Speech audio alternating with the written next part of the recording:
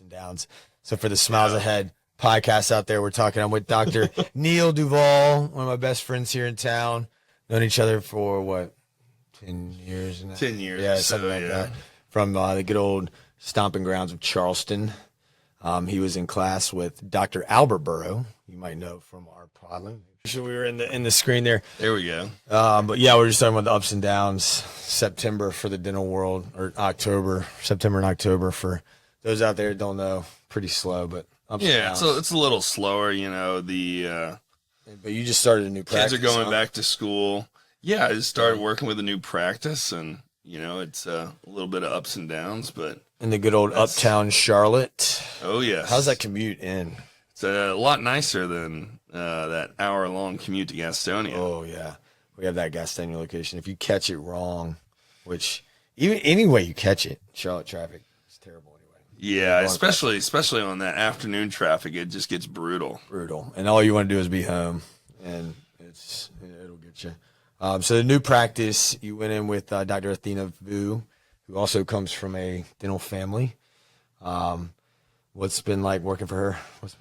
Did y'all work together? Yeah, it's been awesome. She's been there on Wednesdays kind of being a mentor and kind of guiding me through things and working with me. So she's been really a great resource. And because she's also extra trained prosthodontist, right? Yeah, she's a prosthodontist, so she's got all the extra training to kind of get me all up to speed with all the all the different things that a general dentist might not always get the training for just in 4 years of dental school. So there you go, another advantage to come see you down there. Oh yeah. But y'all's timing, y'all's office hours are great. I feel. Oh yeah. Start early though. You come early. 7 o'clock's a little early for the big guy, but 7 to 3 instead of getting up at 6 or 7 and getting out to Gastonia by 8, a full hour commute, and then an hour back.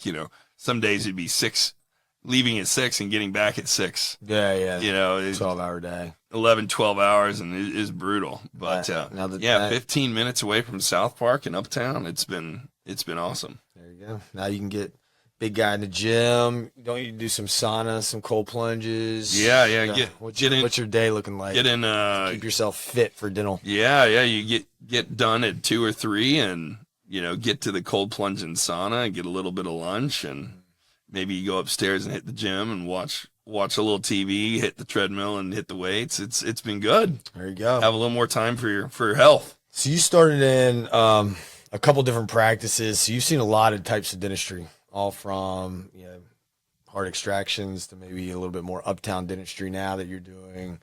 Is the combination good to see? Do you prefer one thing over the other? Are you?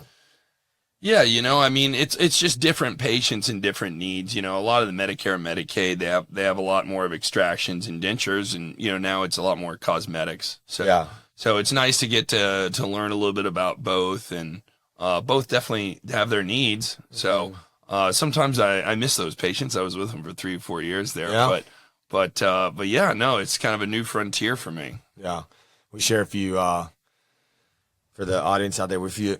A good number of patients in Gastonia, and I was out there, and we sent you some extractions that you'd sent us, and we sent her back, and she's like, "Oh my God, you didn't tell me Dr. Duval wasn't going to be there." I was like, "Well, I mean, that's the game. Sometimes dentists switch up, sometimes they move." But yeah, she was real impressed with what you were and getting used to you being there. But I'm sure this patient pool is really cool and everything.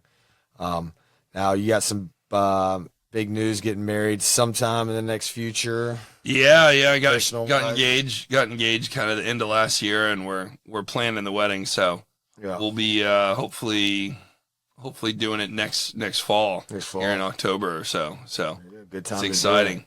Now, in terms of dentistry, you had a different path than the traditional. Got out of college, straight into dental school. So, walk us through your basketball days. Didn't get drafted to the NBA. So I knew I wasn't quite NBA material, but I played college basketball when I was there at Furman. I was playing against Steph Curry. I was playing against some pretty cool guys back then, but I knew kind of towards the end there that it wasn't long term what I was going to do, and I ended up shadowing some dentists back home and thought, hey, I could do this and really enjoy it. Yeah. So, I actually spent 5 years taking classes and going through the application cycle a couple times to get in. So it's just, I think, a testament. You just got to keep trying and keep persevering. Yeah, that's a tough way to do it. A lot of people won't do that. They'll see it, they'll talk about it. Yeah. But they won't take those steps to actually be like, oh, okay, this is going to take me 3 or 4 years. Yeah, and they it's usually a lot of extra work. I'll do something else. But now you're here, and it's great. So for all those people that maybe thought they didn't have time, definitely have time. Funny story, too. He said, talking about applying to dental schools, we ended up in the same small town outside of Detroit. You only for a week. I was there for 2 years. But this place called Royal Oak or Birmingham, if you're a little bit. Yeah, if you know the Detroit area, Royal Oak, Birmingham's kind of just north of the dental school there. Wow.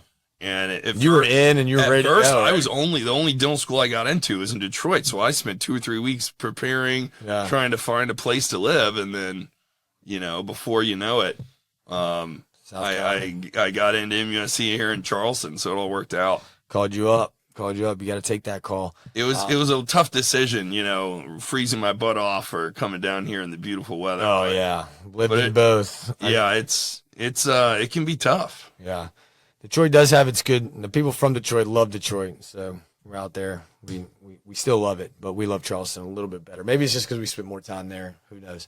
But yeah, so we just kind of like to get the stories. I know you and Dr. Vu have been doing some great stuff. I know that she has a lot of stuff she's been able to teach you, being a prosthodontist and getting you going and stuff like that. So has she taught you any like tricks you're like, oh my God, I didn't know that? Or has it just been like, hey, this is kind of the process we do? Because going to different offices, you're going to have different processes.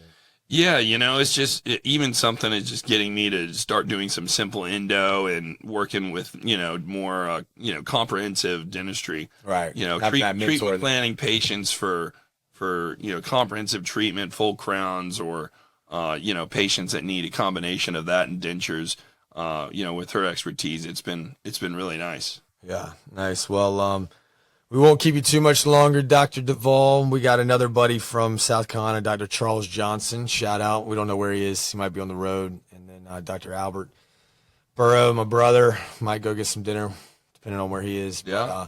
But thanks for listening to another episode of the Smiles Ed Podcast. And Dr. Duval, thanks for coming on. Shout out to your new practice, to you and Dr. Vu. And we'll put all the information in the show notes. Absolutely. All right. Thanks for having me. Thanks for listening to the Smiles Ahead podcast, powered by Burrow, Welchel, and Culp Orthodontics.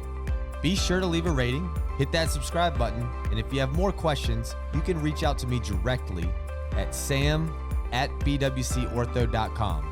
That's sam@bwcortho.com. You can also visit our website, bwcortho.com, and we will be happy to answer any questions you might have.